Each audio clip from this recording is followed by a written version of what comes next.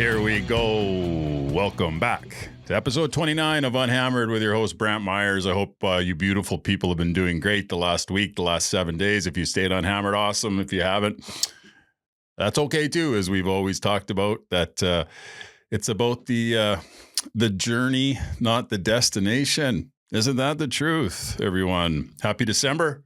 What do we got left here for Christmas? I don't know, 10, 12 days. Hey, listen, you guys are working out, running, jumping, skipping, hiking. You know what time of day that is? And that is the day to celebrate and acknowledge any miracles out there. And I consider myself a miracle today. I have not been loaded in close to 3 years.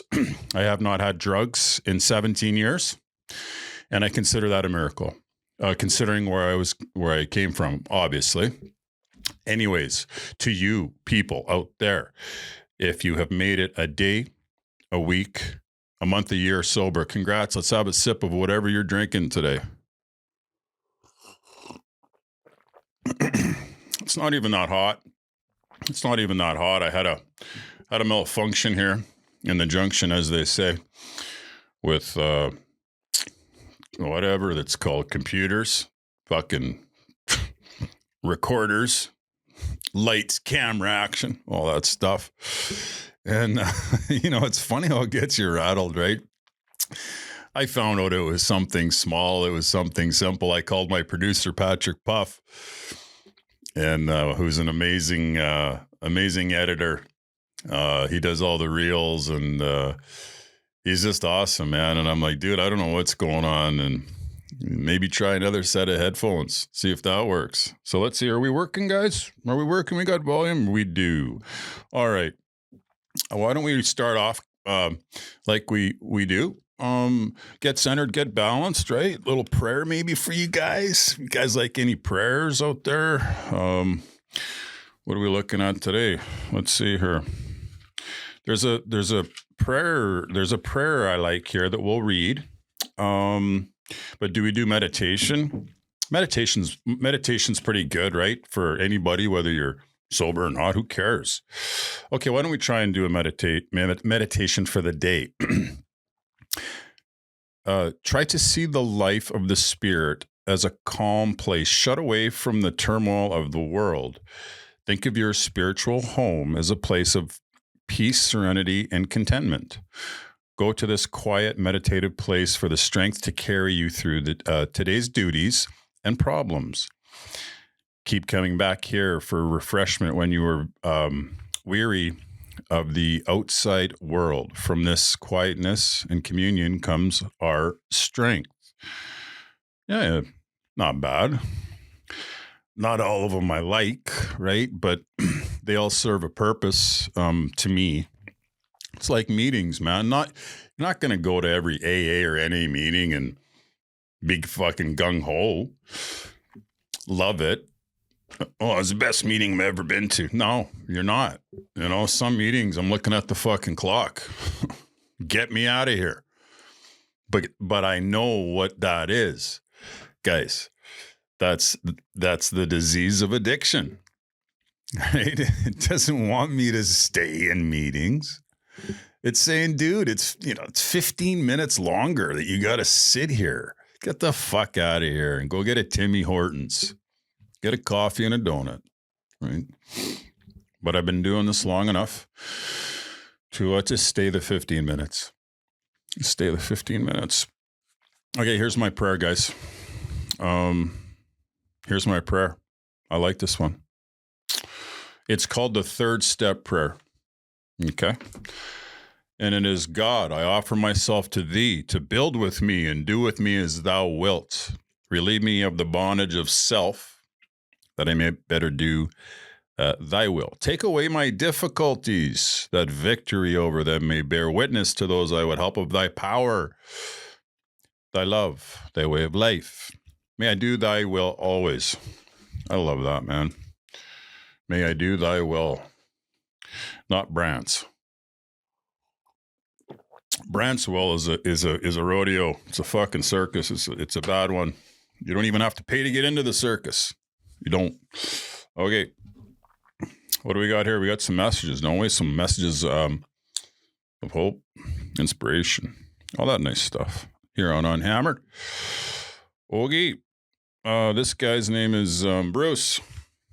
And hey, big guy, just wanted to check in, caught up on some missed episodes, much needed listening. Thanks for what you're doing. I had a question. Okay, Bruce, what's the question today? I don't consider myself an addict. I haven't stayed sober since you started your show, but I have stayed unhammered. Huh? Do you think there's a difference? ? I stopped drinking during the week, but I can turn it on Friday and Saturday. Fuck, I'm starting to really like this message. Dialed it back from a 12-pack to a 6-pack. Right on. A little release from the work week. Not sober, but not hammered. Interested in your thoughts. Keep fighting the fight. All the best, Bruce. Bruce, that's a great one. Okay, what's the question? Do you think there's a difference? Basically going, Bruce, I don't know. I don't know, buds. I wish I could tell you what it is for Brucey, but I'll tell you what it is for Branty. And it ain't Monday to Friday, right? It ain't, just on the weekends. Check out the fucking book behind me. That wasn't just on the weekends, bud. But I don't know, like maybe just sit down. Obviously, if you're writing in, you have some curiosity, right? And, maybe it's working for you, man. Maybe it's working for you. I got a lot of buddies that it works for. They're able to like turn it on, turn it off, turn it on, turn it off. And if you can do that, like you've been stating Monday to Friday, you're not getting loaded. And then, you went from a 12-pack to a 6-pack. So, looks like, you're cutting back on the calories too, which is great. Yeah, dude, I don't know what works for you. I really don't. All I know is what doesn't work for me. And Monday to Friday doesn't work for me. It doesn't. But keep writing in, bud. This guy's name is Ryan F. Hey man, just wanted to reach out, play junior hockey in Alberta. Okay, cool.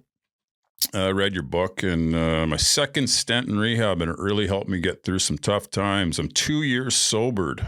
2 years sober. Maybe I need another sip of coffee. Married and living a way better life. Excellent. I always tell everyone about your book and how it helped me. I'm glad it helped, Ryan. Thank you. Just wanted to reach out and do God's work of spreading the good word. It took me a long time to be okay, but I am now. Anyways, thanks for everything. Well, Ryan, thank you. And now we're going to switch to a guy, and we'll just replace it with a B. His name's Brian. Hey, Brantt, just wanted to write and say thank you. I'm from a small town in Ontario. Played hockey, etc., etc. I'm 45, and looking back, I've struggled with alcoholism for a while. I have alcoholism. Brian, good for you. Good for this step one, which we're going to talk about. It's at that point now where I'm terrified and I know I need to get sober. Yeah, they talk about that a lot in the book. I joined Alcoholics Anonymous, made it a couple months, and have had a couple relapses. But I know what needs to be done. I can never touch the booze again. Your stories are extremely emotional for me. And I have 2 young girls that play the game, and I need to do this for them as well. If you have any insider advice, please, it's welcome. Hey, Brian. 2 young girls, yeah. Kids are important, right? But I'll tell you what, man. I'll tell you what. Anybody that's listening today, anybody that's watching, kids aren't enough. They're not. I'm seeing that firsthand.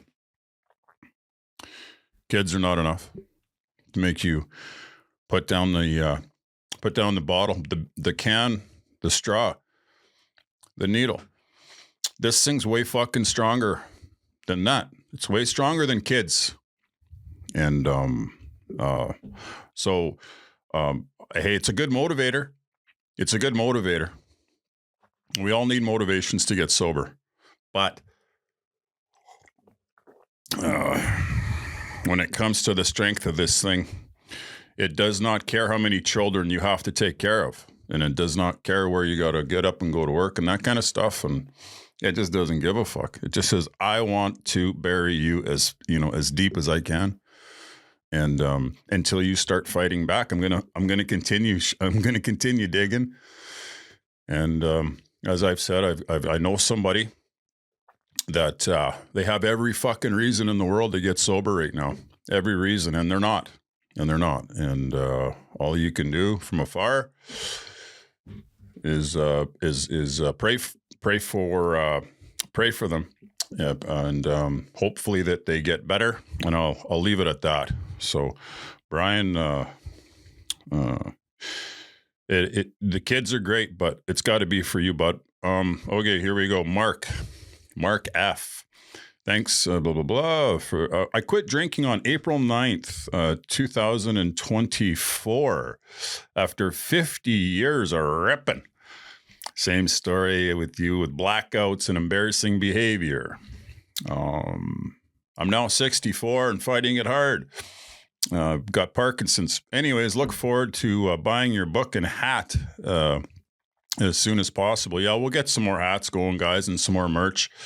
Like I told you, we're working on that other project, right? That'll bring out the merch and obviously a website where you can go buy it. It's coming. I just, it's helped me stay strong. Mark F. Thank you, bud. And congrats on, how many months is that now? 9? Okay. This guy's name is Ace. Hey, Brantt, my name is Ace. Just wanted to say how much I enjoy watching the pod. I've struggled with addiction for a long time, and June 29th this past year, I overdosed in front of my kids. Everything came crashing down, but since then, I put together 153 clean days. Everybody here on the show, Ace, is proud of you, and congratulations, my friend, on 153 days after overdosing in front of your friends. This kind of shit I love. I don't mean love the overdose. I've done it. Don't recommend it. I love the story of fucking getting back on the horse, man. Whatever you do, keep fighting. 153 days. I'm from Alberta, and what else? That's about it. Anyways, Ace, congrats, bud. And I got any other ones? No, that's it, man. That's it. Okay. Okay, what else we got here, boys and girls? Hey, Brantt. Question. Sure. What is it? What is it, sir? What about, if any, do you miss about drinking, drugging, and partying? Holy shit. How much time we got? Miss a lot. Fuck, man. It's as you can all attest to, right? How does it go? Fun with problems and just problems. I had some amazing times when I was younger, before the cocaine hit, and then obviously like I'm dodging testers and that kind of stuff, right? But drinking, I had some incredible what's the word? Bonding moments with buddies and stuff. It's a wild drug. It makes you want to hug people and laugh. For me, smoke cigarettes. Listen to the music a little bit louder and longer. Yeah, love longer. Everything was amplified with booze. And that's why it's so cunning, baffling, and powerful, like they talk about in the big book. When they say cunning, baffling, and powerful, that's what it is, guys. Who wants to let go of that? Who wants to let go of a better version, so-called, of yourself, of your spirit? And that's what I felt when I was getting sober. I was letting go of the best version of Brantt, right? And I found that listen, I'm not going to be a hypocrite. Do I miss it sometimes? It's not that I miss it really, like, because I've had so many bad experiences with booze too, and drugs. I don't miss that stuff. But I do miss the aha moment, right? The everything is okay, and come give me a hug. Yeah, I miss some of that stuff, But anyways, there's a lot about it that I miss, and there's a lot that I don't. And the cocaine was great for the first. Depends on how good the blow was. I mean, if the blow was good, I'd have a good go at her for about, I don't know, 2 hours, maybe. That's a good one. And then, like I said, the Titanic, it starts to break down and starts to sink a little bit. And then it ain't fun anymore, man. That whole chasing the dragon. I don't know if you've ever done it, but do you imagine doing something every fucking 4 minutes to get high for 30 seconds or something like that? Or maybe get high for a minute, or that's what you were doing, Anyways, yeah, I miss it, man. I miss partying. I do. I miss it. And then I don't miss it. So whatever. It is what it is. It's life. When you get sober, there's things that you do differently in life. Let's see here. You guys know how many people died last year from drug overdose? You guys want to check it out? You go to the stats here. Oh, this is from the government website. Okay, it's not like Facebook or nothing. This is the government website. How many people died last year? No. Really? Yeah. 120,000 people. Okay. And that's not an epidemic. This isn't front page. This isn't blasting all day long on the news. 120,000 dead in one fucking year. Why don't you want to think about that for a second? Why there's not more money pumped into this? Wow. Okay, you football fans, how about this? Take your 2 stadiums. What do they seat? I don't know. What do they seat? 60,000? Take 2 of them. Take 2 of them. Side by side. Everybody dead. Everybody fucking dead from this stuff. Mostly fentanyl. But it doesn't matter. And then you hockey fans. 20, 40, 60, 80, 100. Take 6 stadiums in the National Hockey League and fill them with people, and then fucking overdose them. That's how many are dying. Wow. And I just can't believe that this is not, like I said, having every resource in the world. Not in the world, sorry, this is in the West. Every resource in the West to address this stuff. Education, more treatment centers that aren't privately funded for the fucking money. Get them publicly funded. Publicly funded. Privately funded, which is fine. I'm not saying that they're not. I'm just saying that just a lot of people can't afford to go to treatment. So where do they end up? 6 feet under. It's exactly where they end up. Wow, 120,000 people. And I bet you there's a lot of fucking teenagers in there too. Breaks my heart, man. Wow. Crazy. Well, hopefully they can get it together. Spend a few more billion on something else. What do you guys think? All right. Okay. Why don't we talk about step 1? I need to be reminded today that I'm powerless over alcohol and cocaine, and my life is unmanageable when I do those things. Who cares to admit complete defeat? Practically no one, of course. Every natural instinct cries out against the idea of personal powerlessness. It is truly awful to admit that. Glass in hand, we have warped our minds into such an obsession for destructive drinking and drugging that only an act of providence can remove it from us. Hey guys, use this for anything that you want. If you're having problems eating yourself to death, can't get out of bed, whatever it is, gambling your house away. Listen up. No other bankruptcy is like this one. Alcohol and drugs now become the rapturous creditor, bleeds us of all self-sufficiency and all who will to resist its demands. Once this stark fact is accepted, our bankruptcy is going on, human concerns is complete. But upon entering AA and NA, we soon take quite another view of this absolute humiliation. We perceive that only through utter defeat are we able to take our first steps towards libertation and strength. Our admissions of personal powerlessness finally turn out to be firm bedrock upon which happy and purposeful lives may be built. Okay.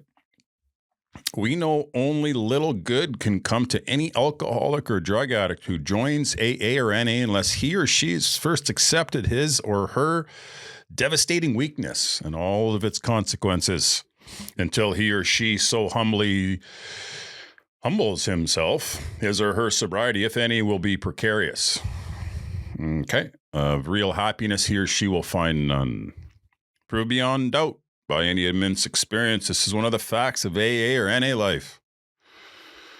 The principle that we shall find no enduring strength until we first admit complete defeat is the main taproot from which our whole society has sprung and flowered.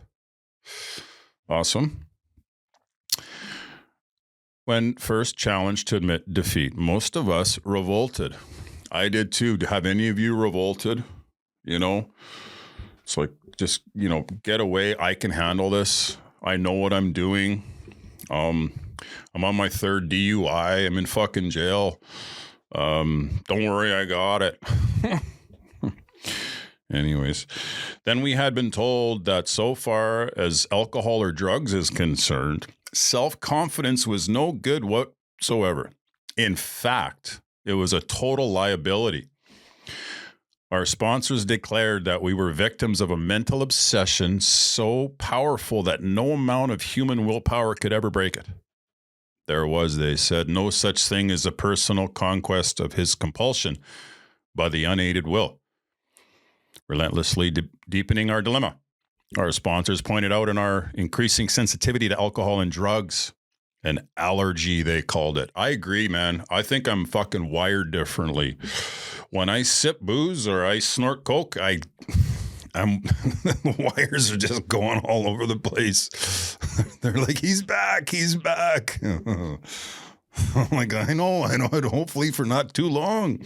But yeah, I'm wired differently. It's an allergy. I get sick. The tyrant alcohol wielded a double-edged sword over us, as I'm witnessing now. The tyrant alcohol. You guys know what the word tyrant means? Yeah, tyrant. First, we were smitten by an insane urge that commanded us to go on drinking. And then by an allergy of the body that ensured we would ultimately destroy ourselves in the process. Again, if you've just tuned in, this is step one, which you need to get 100%, not 99. Few indeed were those who assailed had ever won through in single-handed combat. Okay, it was a statistical fact that alcoholics and drug addicts almost never recovered on their own resources. And this has been true apparently ever since man had first crushed grapes. Nice. I love this stuff, man, because it's just absolutely 100% truth. That's if you're in recovery. Again, hey, if you're not in AA or NA, no problem, man. I don't claim to know everything. I am just telling you what's worked for Brantt Myhres and millions of other people. If you see those conferences that they have every 4 years, I'd like to go to the next one. If somebody knows when it is and where it is, maybe we can all go. But they fill a stadium. They get 60,000 people in there holding hands, saying the Serenity Prayer. You want to talk about powerful? Oh, yeah, pretty fucking powerful.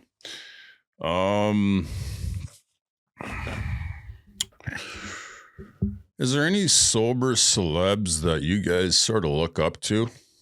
I'm trying to think which ones I do that I've heard of. I think, who's Iron Man?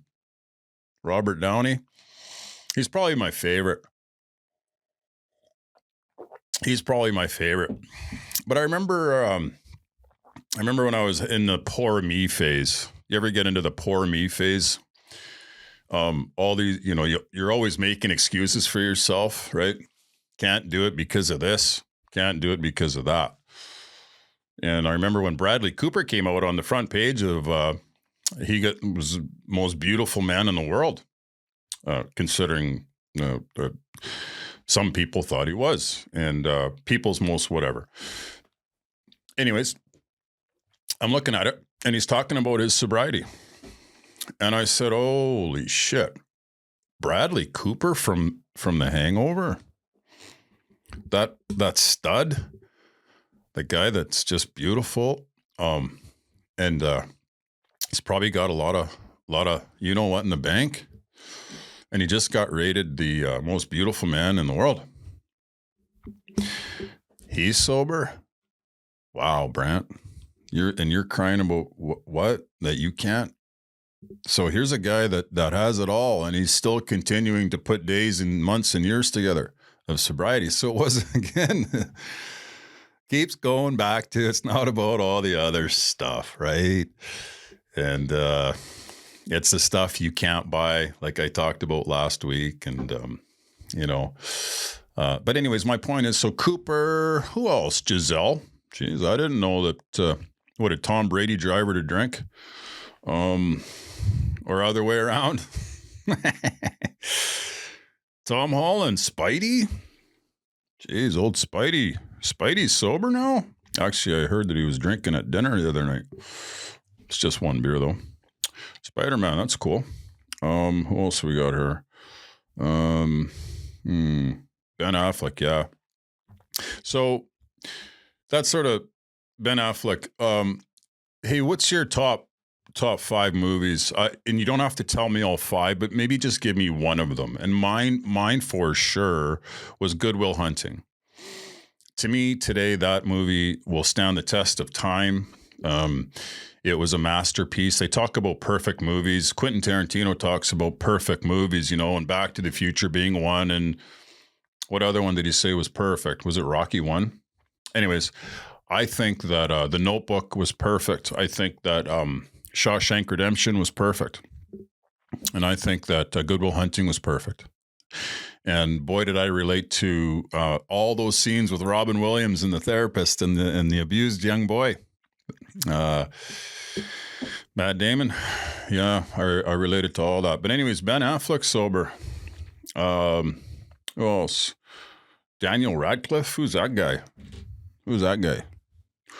Oh, what was he in? I don't know. What was he in? Oh, Potter. Harry Potter? I don't watch that. What else we got? Zac Efron. Last time I watched him was 2002. It's a little while ago. Adele. That's cool. Good for her. I love her music. Jack Harlow. I have no idea who this guy is. Drew Barrymore. E.T. I watched you. Actually, Drew, I watched you at a drive-in movie theater so I was born in 74. I was going to that drive-in movie theater in 1979. And I was in the trunk of my mom's Green Machine car with my sister, so we didn't have to pay the $1.50 to get in. And I watched E.T. For the first time, and I think I was 5 years old. So that would have been 79, right? Yeah, maybe 80. Anyways, so Drew, yeah, I watched you a long time ago. Congratulations, sweetheart. Miley Cyrus sober? Oh, isn't Miley California sober? You guys heard of that? I just found that out last year. California sober. Excuse me. First day with the new lips. California sober is when you're still smoking weed and getting high, which I have nothing against. Like I said, you do you, man, and I'll do me. You want to smoke weed? No problem. You want to take, what is that, CB, whatever that stuff is, man, go ahead. I don't care what anybody does. I just know what I can't do. But she's California sober. And that's cool though, man. Hey, she's trying to better her life, which is awesome. Yeah, tell me who your like celeb people are that you sort of admire. I've named a few. Okay. What else we got here, everybody, in December? Oh yeah. Okay. Brantt. Hey, Brantt. Did you really get arrested on your birthday when you came in to play the Edmonton Oilers? Yeah, I did. I got arrested, and I thought it was one big joke, actually, and it wasn't. We fly in to play the Edmonton Oilers. I'm playing for the Tampa Bay Lightning, and we're walking through the airport, and my coach, Terry Crisp, is right next to me, and we're walking and cruising. It's my birthday, and all my family's waiting at the Westin Hotel for me. And there's two cops as soon as we get through customs, and they come up to me and they go, "Are you Brantt Myhres?" I said, "Yeah." And they said, "You're under arrest." I said, "Why?" They said, "Don't worry about it. We're going to the car." I looked at my coach and I said, "Is this a birthday joke?" He goes, "No." I don't know what's going on, Brantt. Like, oh my God. So anyways, I'm getting escorted into the police car. And my team's getting on the team bus to go to the Westin. The bus gets to the Westin. All my family's waiting for me. My dad comes out and everybody gets off the bus but me. My dad's like, "Where's Brantt?" Everybody's like, "He's in the cop car. They took him away." I'm like, oh my Lord. Anyways, that wasn't a very fun moment. But it was my birthday and I got arrested. And I found out that what it was is it was a $200 stunting ticket that I didn't pay the summer before. So there was a warrant out, and $200. Looking back, I should have paid it. Should have paid the stunting ticket. And but I think those Edmonton Oilers, they had somebody on the inside. I think the Oilers had somebody on the inside, and they ran my name through the computer just to see if there was a warrant out. So those little pesky Oilers, they found out that there was a warrant for me. And, off in the cop car I went. And then the next day in the paper, I believe it said something like "Bad Boy Myhres gets arrested." And I'm like, oh, great. That wasn't exactly the headline I wanted on the day of my birthday, but it happened. And I forgive the gentleman. I think I know who did it. The Oilers organization back then. It's a long time ago. But yeah, I got arrested on my birthday. That was embarrassing. Poor parents, poor grandparents. But you know what? I haven't been arrested in a little while, everybody. Actually, the last time I was arrested was 2008. So let's do the math. I'm on a pretty good streak, everyone. And how about you guys get on a good streak the next 7 days and stay unhammered? Because I'm going to. Because I owe it to you guys. And I owe it to myself and the people that write in and listen. And I'm going to do it. And I hope you do it too. So keep each other accountable. Have an awesome week, you guys. And again, let's all stay unhammered together. Thanks.